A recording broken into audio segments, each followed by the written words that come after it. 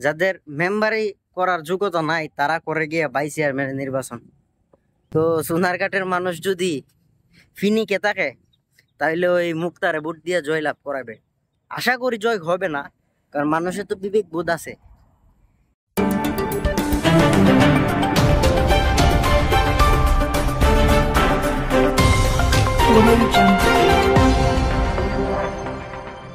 বাংলাদেশে প্রায় এখন সব কয়টা এলাকাতেই উপজেলা নির্বাচন চলতেছে, যেমন আমাদের মাধবপুর সোনারঘাটের নির্বাচন।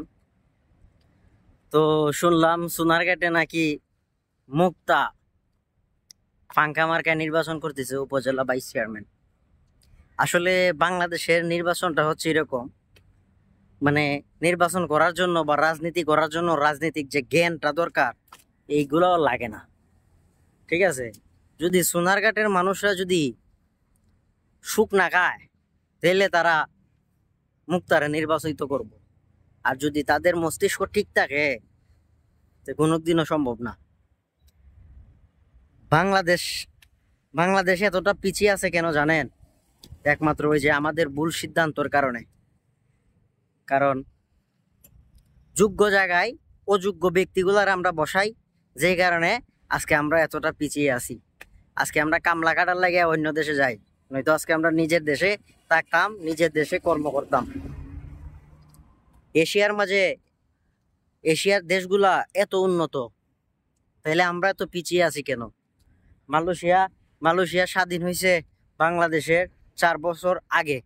তো এরা যদি 55-56 বছর বয়সে এত উন্নত করতে পারে, আমরা 53 বছরে কি করলাম? আমাদের সমস্যাটা হয়েছে ওই জায়গাতে যে আমরা যোগ্য জায়গায় অযোগ্য ব্যক্তিদেরকে বসাই, যাদের কোনো রাজনৈতিক জ্ঞান নাই, উন্নয়নের কোনো চিন্তাধারা নাই। মানে রাজনীতি আর নির্বাচনটা এখন হচ্ছে বাংলাদেশে গিয়ে মানে খেলার মতো, যে পারতেছে সেই অংশগ্রহণ করতেছে। যে পরিস্থিতি দেখতেছি, মানে মানুষ মনে করে যে ফেসবুকে টিকটকে কয়েকজন ফ্যান ফলোয়ার হইলে, আমাকে কয়েকজন মানুষের চিনলে, আমার ভিডিওতে ভিউ হইলে মানে আমি এখন কি করবো কিনা। যাদের মেম্বারই করার যোগ্যতা নাই তারা করে গিয়ে ভাইস চেয়ারম্যানের নির্বাচন।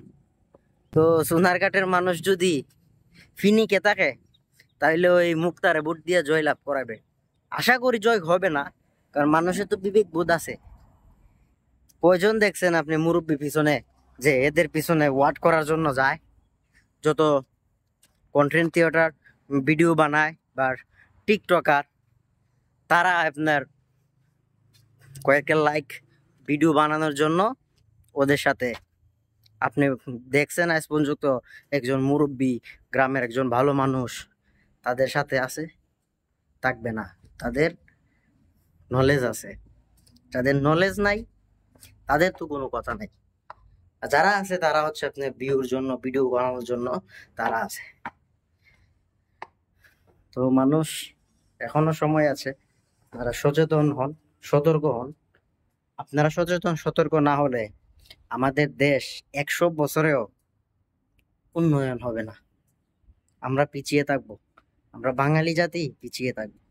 ভিডিওটা ভালো লাগলে শেয়ার করবেন, ভুল হলে ক্ষমার দৃষ্টিতে দেখবেন।